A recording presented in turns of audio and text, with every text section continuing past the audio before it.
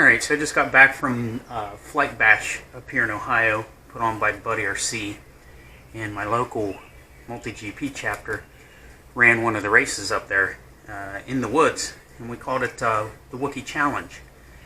Hard part about the course was trying to keep stable but forward momentum going through the woods, but have enough tilt in your camera to where when you came out of the woods you still had enough tilt to pick up some speed on the outside. So that was a pretty big challenge. But while I was there, Michael with AimDroix was flying this cool X-ray frame. And basically the camera on the front stays 90 degrees to the front, and you built all your momentum based off of how the engines in the back and the front pitch forward. And he did really well in the woods. So I talked to Michael and picked up one of these frames here. And here in the next few minutes, or we're going to fast forward a bit.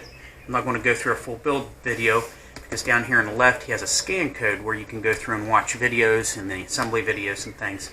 So I'm just going to open it up, take a look at the thing, and then just do kind of a fast forward of me building and getting it flying. So let's see what happens. Alright, first I'm just going to open the box here and see what we got inside. Like I said, not going to go into great crazy detail here. Alright, on the lid here you can see the scan code. I have not looked at it yet, but I assume this is going to be the place to get the manual, videos, things like that. In the box here looks like your camera mounts, your servos for your tilt. These are the AimDroix branded motors, and they're actually Sunny Skies 2205 2500s. And there should be another 2205 2300. Now the front motor is different from the back motor because they're using two different sizes of props. So let's see here.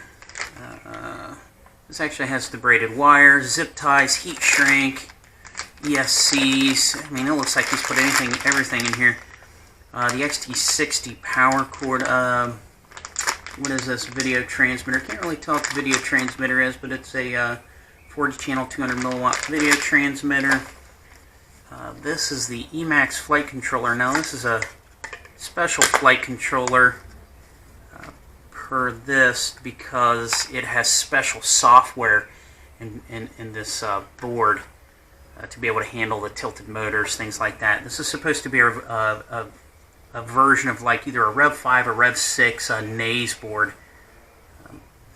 Maybe his own version of it. Let's see if there's anything underneath, or if this big old box is just for that small flight controller. Oh, and there we go. Some mounting hardware, cables, pins, things like that. Cool. Now this version that I've got is supposed to have everything in it. I mean, front to back, motors, video transmitters, everything. So not bad for I think it's like 380 retail. Here's the carbon fiber frames, carbon fiber arms. And one thing I noticed about his arms is that one of them had nylon bolt in it. And he told me that was designed so that if you did hit the ground hard enough and something broke, the nylon bolt would break before the arms or the shaft would bend. So that's pretty cool. Now Michael did give me a chance to fly this thing, his personal one. And I beat the crap out of the thing. I smacked it down in the asphalt parking lot.